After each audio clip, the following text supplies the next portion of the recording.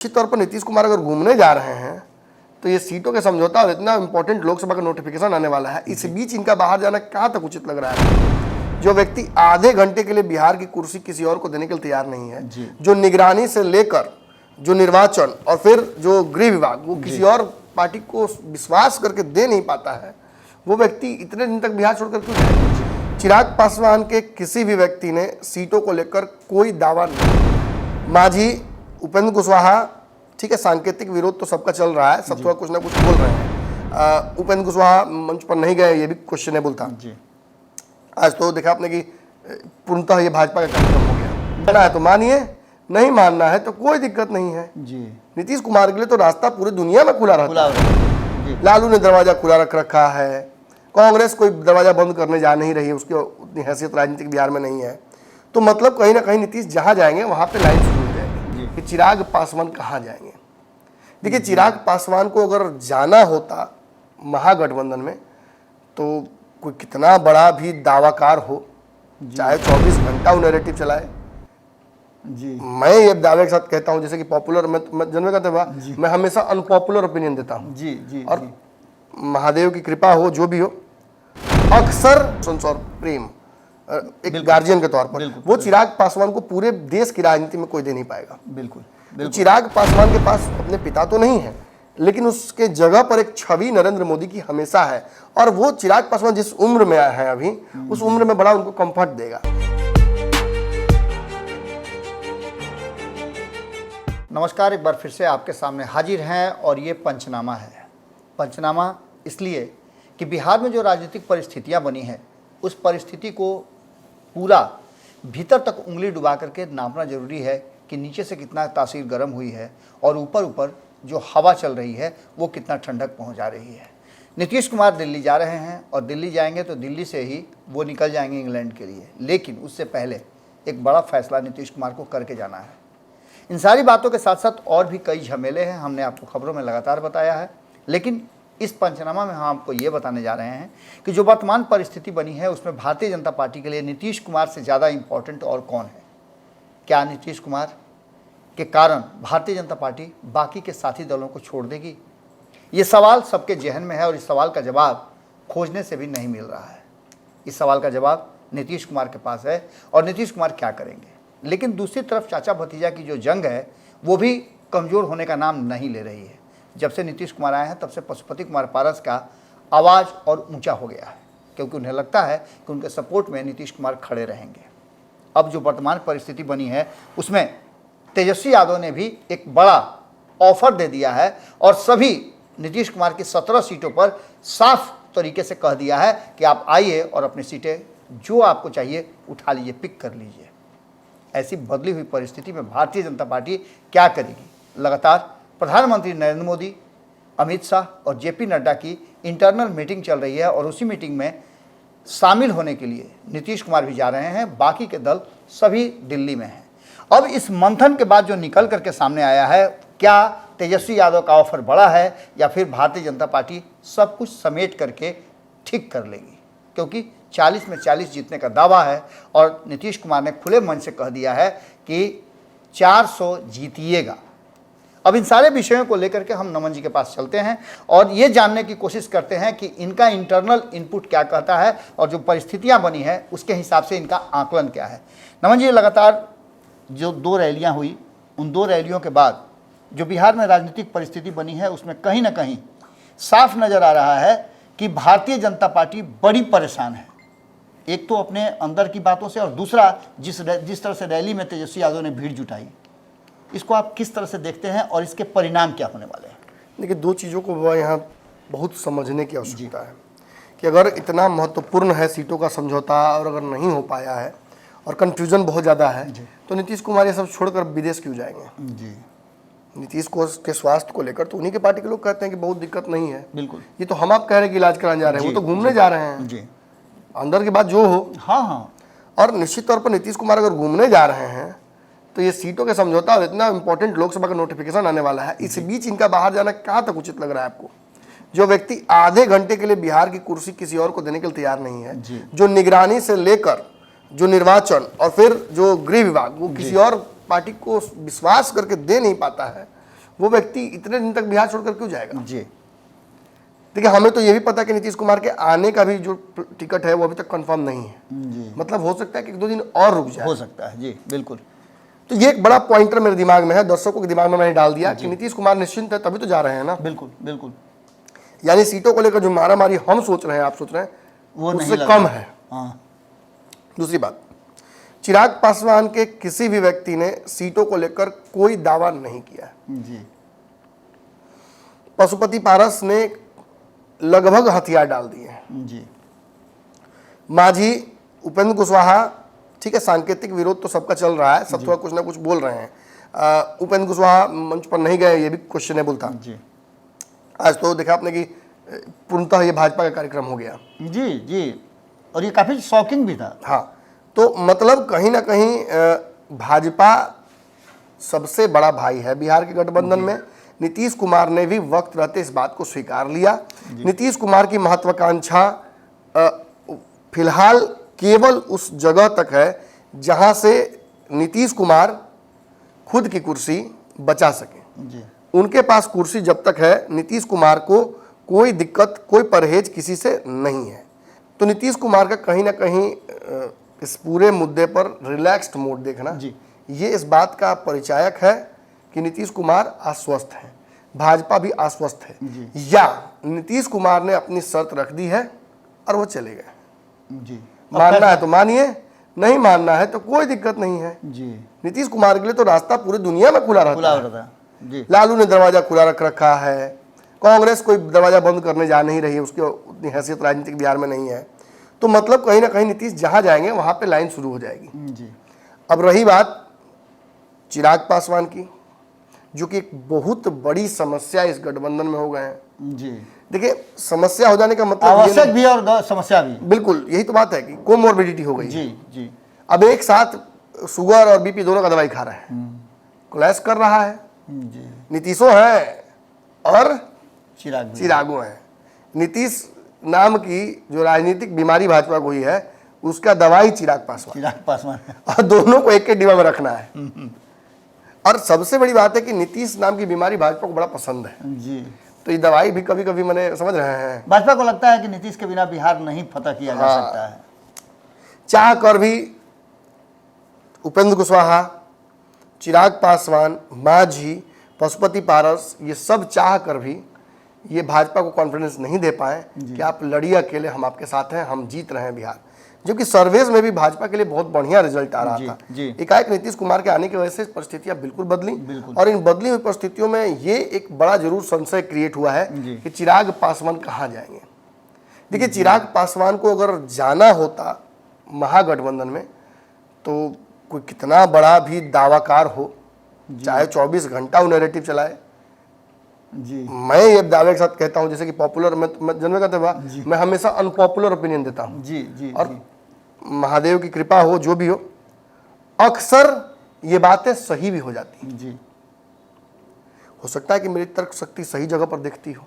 बिल्कुल। देखिए, चिराग पासवान निश्चित तौर पर आरजेडी के साथ नहीं जा रहे हैं। पिछले 3 साल में तो नहीं गए हैं, बहुत सारे ऑफर बिल्कुल। आए, अवसर आए।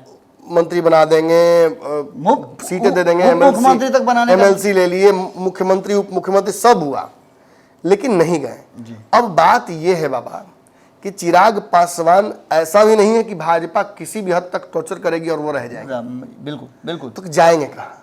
देखिए, चिराग के पास एक बहुत बड़ा रास्ता हमेशा खुला है कि वो इन दोनों गठबंधनों को छोड़कर एक नए सिरे से चले। जो 2020 में किया वो फिर कर देंगे। जी, क्या दिक्कत है? 24 में फिर वही करेंगे।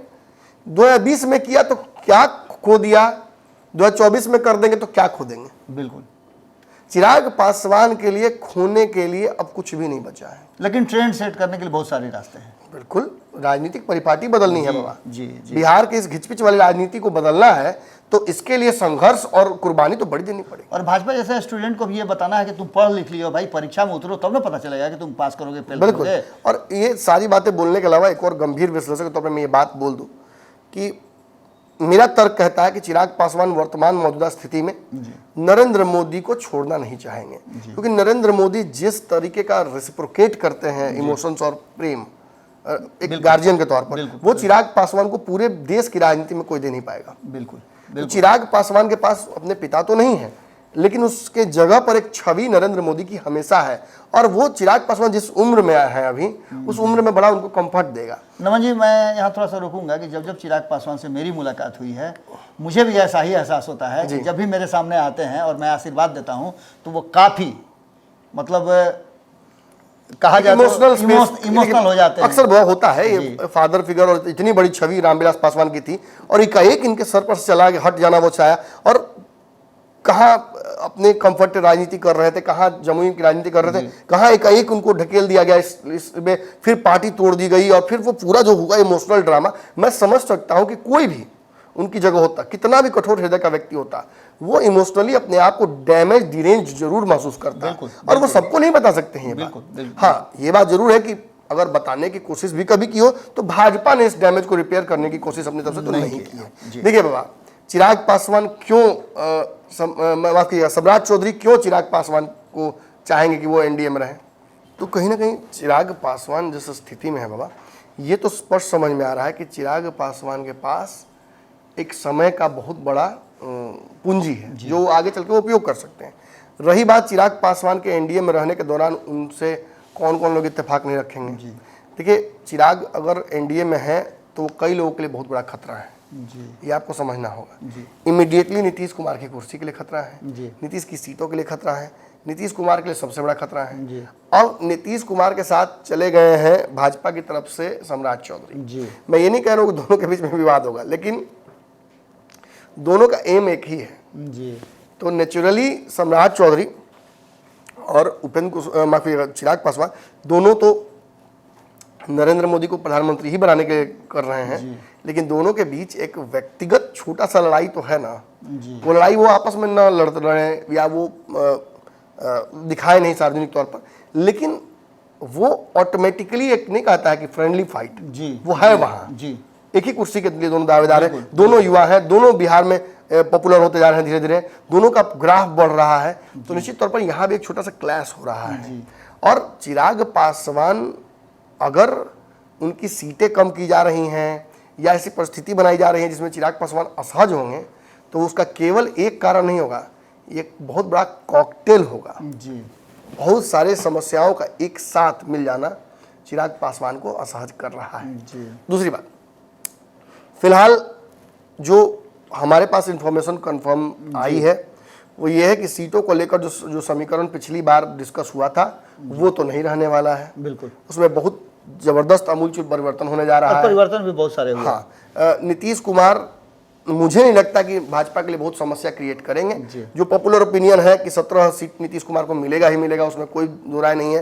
देखिए, मुझे भी ऐसा लगता था, लेकिन चूंकि लोग बहुत ज्यादा इस बार हो गए हैं और भाजपा का ये चुनाव है, नीतीश कुमार का चुनाव नहीं है, तो नीतीश कुमार को यहाँ एडजस्ट करना ही पड़ेगा।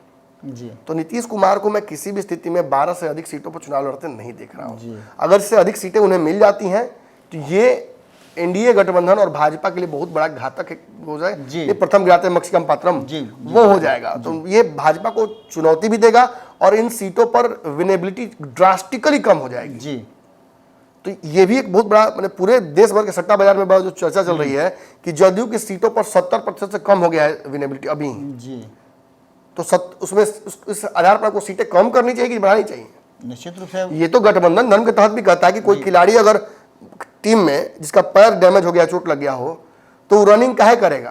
वो तो रिटायर हटने ले। बिल्कुल, टीम के लिए दूसरा कोई खिलाड़ी रन ले। ओवरऑल आपके सांसद जिताना इंपॉर्टेंट है कि नरेंद्र मोदी का प्रधानमंत्री बनना इंपॉर्टेंट है? बिल्कुल। और यही कहीं ना कहीं लड़ाई चिराग पासवान की भी है, उपेंद्र कुशवाहा की भी है, मांझी भी यही पेच फंसाना चाह रहे हैं, और चिराग तो बेसिकली बिल्कुल फंसाना ही चाहते हैं। तो सीट शेयरिंग के समझौते में जो बाबा पिछले चुनाव की स्ट्राइक रेट की बात करते हैं, पिछले चुनाव में लोजपा का स्ट्राइक रेट क्या था? 100% था। भाजपा का क्या था? 100% था। जदयू एक सीट हारी थी ना? बिल्कुल, ठीक है, कोई हार सकता था, लेकिन जदयू एक सीट हारी थी। और ये साबित करता है कि इस बार भी जदयू कुछ सीटें तो जरूर हारेगी। बिल्कुल बिल्कुल। और वहीं पे सारा कॉन्सेंट्रेशन चला जा रहा है एनडीए का। अब बात यहाँ ये है कि क्या नीतीश इतने महत्वपूर्ण है कि सीटें अपनी लोकसभा में कम करा लीजिए? ये तो मुझे लगता नहीं है कि नरेंद्र मोदी चाहेंगे। तो यहीं पे टफ नेगोशिएटर बनकर अमित शाह डील करेंगे। वो आज कल जो भी मुलाकात उनकी हो रही है नीतीश कुमार से, इसी लाइन पर हो रही है कि नीतीश जी आपको पीछे हटना ही होगा। और शायद इसी का लगता है कि प्रेशर पॉलिटिक्स इसीलिए तो नहीं गए नीतीश कुमार, जदयू नहीं गए, इसलिए तो नहीं गए नीतीश जी नहीं गए वहां। और अब यहां से रास्ता क्या निकलता है? देखिए, नीतीश को कितना भी पीछे कर लीजिए, जो मांग चिराग पासवान की थी वो एज इट इज तो मान नहीं पाएंगे भाजपा। जी और कहीं ना कहीं चिराग पासवान भी अपनी सीटें कम होने से ज्यादा इस बात से दुखी हैं कि जदयू की सीटें क्यों बढ़ रही हैं। जी जब जदयू की विनेबिलिटी नहीं है तो ये सीटें बढ़ाई क्यों जा रही हैं? यही कारण है, भेदभाव क्यों? यही कारण है कि तीनों ने बैठ करके मीटिंग भी किया था। बिल्कुल। और कहीं ना कहीं इस जगह पे ये बात भी साबित हो रही है कि चिराग पासवान नरेंद्र मोदी को प्रधानमंत्री बनाने के लिए अपनी कुछ सीटें कुर्बान कर सकते हैं। जी वो उसके लिए तैयार है। 6 मांगे थे, 5 दे दीजिए, 5 पे भी नहीं होगा 4 दे दीजिए, लेकिन नीतीश कुमार की हारने वाली सीटों पे नीतीश कुमार का 17 नहीं होना चाहिए, जी क्योंकि वो तो फिर घातक हो जाएगा ना। फिर तो साफ लग रहा है कि आप जानते हैं कि वो पैसा बर्बाद करेगा, फिर भी उस बेटा को ज्यादा पैसा दे रहे हैं। जी जी जी ये गलत हो जाएगा ना। और फिर कहीं ना कहीं तेजस्वी या चिराग पासवान और पशुपति पारस और मांझी और जो उपेंद्र कुशवाहा है, इनकी सीटों पर कहीं ना कहीं एक राय शुमारी करनी पड़ेगी। देखिए बाबा, प्रथम दृष्टया तो लगभग सब कुछ तय है। जी जो भाजपा ने रणनीति बना रखी है, जो इंफॉर्मेशन एक्सचेंज हो चुका है मार्केट में, भले ही उनकी बैठक साफ साफ नहीं हुई हो, लेकिन ये बात सार्वजनिक रूप से आ चुका है कि चिराग पासवान और पशुपति पारस को एक ज्वाइंट फॉर्मूला दे दिया गया है। जी 2-4 का फॉर्मूला, 2 दूनी 4, जी ये फॉर्मूला इन लोगों को दिया जा चुका है। चिराग पासवान अपनी स्वेच्छा से क्या भाजपा के लिए एक और सीट छोड़ पाएंगे, जी या भाजपा क्या चिराग पासवान को साथ रखने के लिए, उनकी ईमानदारी के लिए, उनकी लॉयल्टी के लिए एक सीट उनके बढ़ाएगी। जो डिमांड कर रहे हैं वो तो सब उनके ऊपर डिपेंड करता है। जी, लेकिन यहाँ उपेंद्र कुशवाहा को 1 से 2 सीटें मिलती नजर आ रही हैं। बहुत अच्छा नेगोशिएट कर पाएंगे उपेंद्र कुशवाहा तो 2 सीटें उनको मिल जाएंगी, लेकिन उसके लिए उनको नीतीश की रजामंदी और जरूरी है। नीतीश का आशीर्वाद बहुत जरूरत है उनको। बिल्कुल। दूसरी बात, मांझी जी की एक सीट जो है उस पर कॉम्प्रोमाइज नहीं होगा। हालांकि उनके बेटे को एमएलसी जरूर भेज दिया गया है, लेकिन याद लीजिएगा कि ये पूरी तरीके से लोकसभा चुनाव ओरिएंटेड ही गठबंधन है। जी। इस गठबंधन का जो फिक्स डेट है, लास्ट डेट है, वो लोकसभा के चुनाव के दिन का है। उसके बाद इस गठबंधन को फिर से रिवाइज किया जाएगा बिल्कुल। विधानसभा के लिए, बड़ी बात आप बता रहे हैं। विधानसभा के लिए। जी और उसमें हो सकता है कि बहुत सारे लोग इधर उधर हो जाएं, जी तो बड़ी बात नहीं है। जी जी परिणाम आने के बाद परिस्थिति बिल्कुल बिल्कुल। और उस परिस्थिति में जीतन मांझी की भी सीटें लगभग तय सी हैं। इसके बाद बचते हैं चिराग पासवान और पशुपति पारस। देखिए, पशुपति पारस को लेकर जो फॉर्मूला आया है वो ये आया है कि हाजीपुर से तो उन्हें हटना ही होगा। भाजपा ने इस चीज के लिए उन्हें तैयार कर लिया है। थोड़ा अपमान का घूंट पीना पड़ेगा। थोड़ा उनके बड़बोले लोग जो बार बार चिराग पासवान को आईना दिखा रहे थे हाजीपुर को लेकर, उनको भी थोड़ा सोशल मीडिया पर थोड़ा औकात अपनी देखनी होगी, थोड़ा चुप रहना होगा। और कहीं ना कहीं अब तक जो एक बड़ी बात आ रही थी कि हाजीपुर सीट अगर छोड़नी भी पड़े तो पशुपति पारस समस्तीपुर सीट पे प्रिंस राज को लड़ाई करेंगे, जो कि भाजपा नहीं चाहती है। जी भाजपा प्रिंस राज को चुनाव नहीं लड़ाना चाहती है। एंटी हर सर्वे में पूरे बिहार के सबसे फिसड्डी सांसद के तौर पर प्रिंस राज का नाम आया है। अब ये बात मैं बोल रहा हूं तो भाई व्यक्तिगत दुश्मनी किसी से नहीं है, बस आपका दिन ठीक नहीं चल रहा है। जी जी और ये सर्वे, हमारे सर्वे में भी कोई बहुत अच्छा रिपोर्ट उनका नहीं है। तो ऐसी स्थिति में अब तक जो पशुपति पारस चाह रहे थे कि एक जगह मेरा नाक थोड़ा दबा रहा है कोई, तो दूसरी जगह दूसरे का नाक दबा दे, वो भी एक संभावना बन रही थी। लेकिन अब ये बन रही है संभावना कि पशुपति पारस चुनाव लड़ने के लिए अड़े हुए हैं। जी तो ऐसी स्थिति में खबर आ रही है कि समस्तीपुर भेजा जा रहा है पशुपति पारस को, और हाजीपुर चिराग पासवान के लिए छोड़ दिया जा रहा है। हाजीपुर के अलावा चिराग पासवान की कौन सी सीटें मिलेगी ये भी हमारे पास है।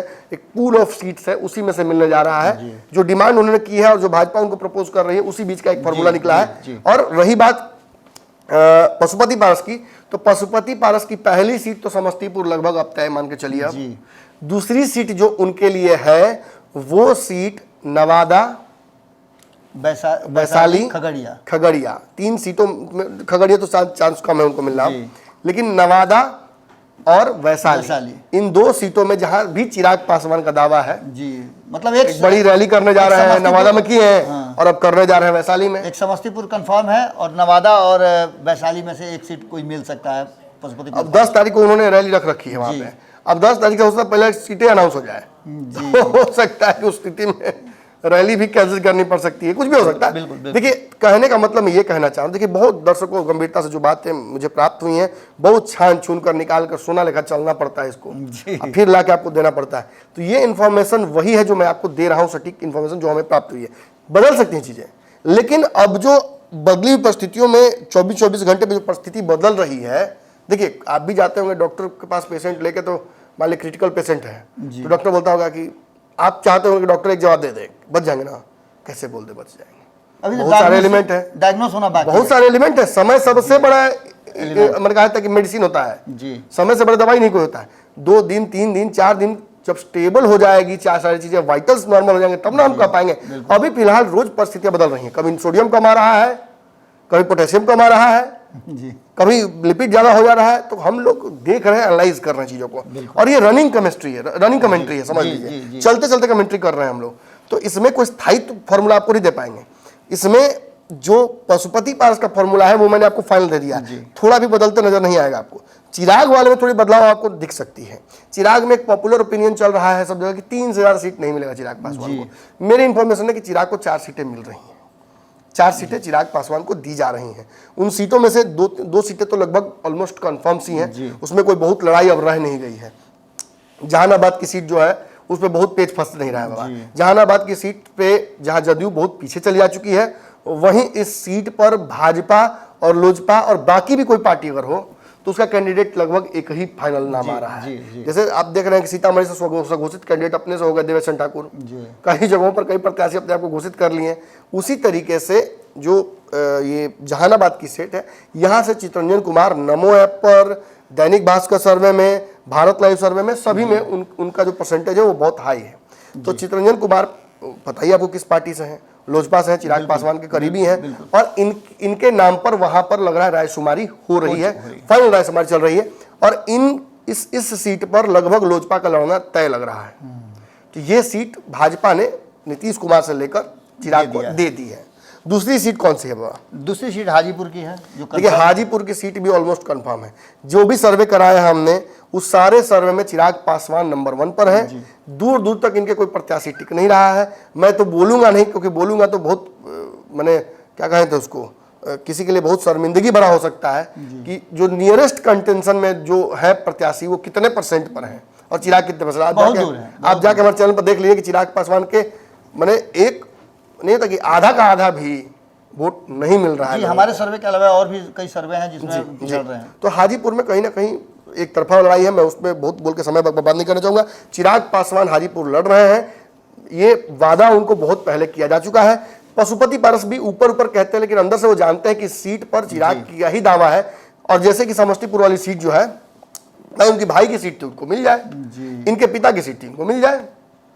अब पुत्र के जीवित रहते हुए चाचा को तो नहीं मिल सकता है संपत्ति, बिल्कुल बिल्कुल, चाहे राजनीतिक संपत्ति हो या कोई भी संपत्ति हो। तो निश्चित तौर पर ये एक ऐसी चीज है जो हो चुकी है। और हाजीपुर के एक ही सभा में, एक ही जगह पर जो सभा हुई, एक दिन पशुपति पारस ने की, एक दिन चिराग पासवान ने की। दोनों सभाओं में अंतर जो था भीड़ का, हम ना दिखाएंगे ना हम बताएंगे जी। जो मैंने देखा है मैं कहूंगा तो आप सोचिएगा कि मैं चिराग पासवान का पक्ष ले रहा हूं, लेकिन आप खुद जाइए, रिसर्च कीजिए और पता कर लीजिए कि किसकी भीड़ ज्यादा थी। तीसरे और चौथे सीट के लिए हमारे पास 4 नाम हैं। हाँ, इन सीटों पर बाबा कंफ्यूजन है। देखिए, ये चिराग पासवान ने मांगा कुछ और है, भाजपा दे कुछ और रही है, और सीटें बच कुछ और रही हैं। इस पर ही आधारित पूरा समीकरण है। इसमें भारतीय जनता पार्टी का विन विन कंडीशन जो होगा, जहां सर्वे करा करके भारतीय जनता पार्टी समझ रही है। देखिए, कई जगहों पर भाजपा एक जातीय समीकरण में बंधी हुई है जी, और वो अपने ही लिए नहीं, वो अपने सहयोगियों के लिए भी उसने वो फॉर्मूला सुझा दिया है कि भाई यहाँ से ब्राह्मण लड़ेगा तो लड़ेगा, आपको ब्राह्मण लड़ना पड़ेगा, यहाँ से भूमियाद लड़ेगा तो लड़ेगा, यहाँ से यादव लड़ेगा तो लड़ेगा, आप अगर आपके पास भी सीट जाती है तो आपको यादव ही लड़ाना पड़ेगा। ये एक बाध्यता जो भाजपा ने डाली है, जो रिसर्च सर्वे के आधार पर आया है, उसमें से एक पहली सीट जो है वो ब्राह्मण वाली सीट जी, जिसपे ब्राह्मण को फील्ड किया जा सकता है। वाल्मीकि नगर एक ऐसी सीट है जो शायद भाजपा चिराग पासवान की तरफ बढ़ाए। और इस सीट के जगह पर मांग कौन कौन सी सीट रहे हो जी? जो 3 सीटें हैं उसमें पूर्णिया है, वाल्मीकि नगर है और सीतामढ़ी है। इसमें से कौन सी सीटें आपको मिलती हुई नजर आ रही है? देखिए, जो तीसरी सीट है उसमें इन्हीं में से कोई एक सीट होगी। कायदे से भाजपा चाहती है कि एक ब्राह्मण को लड़ाए चिराग पासवान, और इसी की तीनों सीटों में से कोई एक पर वो लड़ाए। देखिए, आपको अच्छे से पता है कि वाल्मीकि नगर अगर आता है इनके पास, तो इनके पास एक पहले से कैंडिडेट हैं, राजू तिवारी, इनकी पार्टी के सबसे बड़े नेता हैं इनके बाद, और राजू तिवारी लड़ने के लिए भी इच्छुक हैं उस जगह से चुनाव। और अगर चीज़ें सही ढंग से व्यवस्थित हो जाएं तो ये सीट अगर मिलती है तो राजू तिवारी को यहाँ से फील्ड करना ही होगा चिराग पासवान को। लेकिन जरूरी नहीं कि ये सीट मिल ही जाए, इसके अलावा जो डिमांड में सीटें रखी गई हैं वो पूर्णिया है और सीतामढ़ी है। सीतामढ़ी सीट भाजपा ने जिस तरीके से राजनाथ सिंह ने कहा, मुझे ऑलमोस्ट कंफर्म हो गया कि वो सीट ना तो जदयू को जा रहा है ना लोजपा को जा रहा है। हालांकि चिराग पासवान ने हर मंच से सीतामढ़ी का जिक्र किया है, वो कहीं भी दुनिया में बैठते हैं, जब बात आती है सीट चुनाव लड़ने की तो सीतामढ़ी का जिक्र जरूर करते हैं। ये उनकी 8 सीटों में से एक सीट है। तो कहीं ना कहीं सीतामढ़ी में चिराग पासवान का दावा जरूर था। वो चाहते थे कि यहाँ से राजनीति करने का मौका भी मिलता, यहाँ से सीता का राजनीति करके राम तक जुड़ा जा सकता था। बिल्कुल। लेकिन इसमें भाजपा इनको मौका नहीं देगी। तो ये सीट जदयू और राजद को लोजपा को न जाकर मुझे लगता है कि भाजपा के पास जाएगा। तो ये सीट पर भी थोड़ी सी दावेदारी कमजोर होती है चिराग पासवान की, तो हो सकता है कि फिर वाल्मीकि नगर तरफ जाए। लेकिन पूर्णिया एक सीट है जिस सीट पर लगातार चिराग पासवान का नजर रहा है। इस सीट पर जो दलितों की एक बहुत बड़ी जनसंख्या है, 55% के आसपास, 55% के आसपास, ये वोट बहुत बड़ा है। चिराग पासवान चाहे तो ऐसे मोबिलाइज कर सकते हैं इस वोट को। और फिर मुसलमानों का एक 30% के आसपास का वोट बैंक है, तो एक बार पोलराइज करेंगे तो रिवर्स पोलराइजेशन होगा और उसका फायदा फिर भाजपा को मिल जाएगा। 10% से ज्यादा उसमें अति पिछड़ों का सीट है, 10% के आसपास गैर। और पूर्णिया से संजीव मिश्रा इनकी पार्टी ज्वाइन करने के ऑलमोस्ट, मैंने एक तरह से उन्होंने अनाउंसमेंट तो नहीं किया, लेकिन सुपौल वाले मंच पर लगा कि हो गया फाइनल, इंटरनली सब कुछ डील हो गया। तो ये तीनों सीटों में से एक सीट चिराग पासवान को मिलती नजर आ रही है। जब चौथी सीट की बात हम करते हैं, चौथी सीटों में भी 3 सीटें हैं। 3 सीटें हैं, जिसमें से खगड़िया है, वैशाली है और नवादा है। इसमें क्या परिस्थितियां बन रही हैं? तीनों जगहों पर चिराग पासवान की नजर है। खगड़िया सीट मुझे लगता है कि चिराग पासवान दावा इसलिए करते हैं क्योंकि उनको लगता है कि जो 106 सीटें थी हमारी, कम से कम वही मिल जाए, नो कंट्रोवर्सी करके। भाई जो हमारी सीटें थी वैशाली, खगड़िया, नवादा, समस्तीपुर, हाजीपुर, जमुई, वो हमको वापस मिल जाए एज इट इज। लेकिन चूंकि पशुपति पार्क ने काम बिगाड़ दिया है, इसकी वजह से ये समीकरण थोड़ा गड़बड़ा रहा है। अब पशुपति पार्क भी हो सकता है कि भाजपा इसलिए जिंदा रखे ताकि चिराग की सीटें कुछ कम की जाए। ये कंट्रोवर्सी जिंदा रहेगा तो चिराग पासवान थोड़े कमजोर रहेंगे, मैंने नेगोशिएशन। बिल्कुल। तो इसी वजह से ये पेच फंसाया गया है। और चिराग पासवान जब इन सीटों से वो छोड़ने की बात करते हैं, चाहे भाजपा के लिए या पशुपति पारस के लिए, तो वो नीतीश की सीटें मांगने लगते हैं, बड़ी बड़ी सीटें, जिसमें से जहानाबाद, अब लगातार सीतामढ़ी, वाल्मीकि नगर है, पूर्णिया है, जहानाबाद है, तो ये सारी सीटें वहाँ पेच वहाँ फंसाते हैं चिराग। तो चिराग भी नेगोशिएशन में जब इधर छोड़ते हैं तो उधर फंसा देते हैं। बिल्कुल। तो इसकी वजह से गेम फंस रहा है। चौथी सीट खगड़िया, वैशाली, नवादा, इन 3 में से एक चिराग पासवान लेंगे ही लेंगे। इसके लिए एकदम अड़ गए हैं। देखिए, जहाँ वैशाली की सीट के लिए आपको पता है, मैं नाम नहीं लूंगा, चिराग पासवान के पास 3 बड़े महत्वपूर्ण चेहरे हैं। एक तो पुराना ही चेहरा है, लेकिन पुराने चेहरे पर चिराग दाव लगाए, मुझे ऐसा तो होता नहीं दिख रहा है। वैसे किसी भी लोग पर दाव लगाना नहीं चाहेंगे जो पुराने। ये साइकोलॉजिकल रीडिंग है, ये साइकोलॉजिकल रीडिंग है मेरा। ये मुझे लगता है कि इसका मैं एक्सप्लेनेशन दे सकता हूँ। मुझे लगता है कि चिराग पासवान उस दर्द को भूलेंगे नहीं जीवन में। बिल्कुल। और उसकी वजह से वैशाली पर तो आप भूल ही जाइए, खगड़िया पर आप भूल ही जाइए, नवादा पर तो आप बिल्कुल भूल के रखिए, क्योंकि इसके लिए सुरभान सिंह के कई करीबी लोगों ने चिराग पासवान को संपर्क किया। खबर यह आ रही है कि भाजपा चाहती है कि सुरभान सिंह लड़े, चिराग चाहते हैं कि अगर सुरभान सिंह लड़ेंगे तो फिर हमको सीट चाहिए।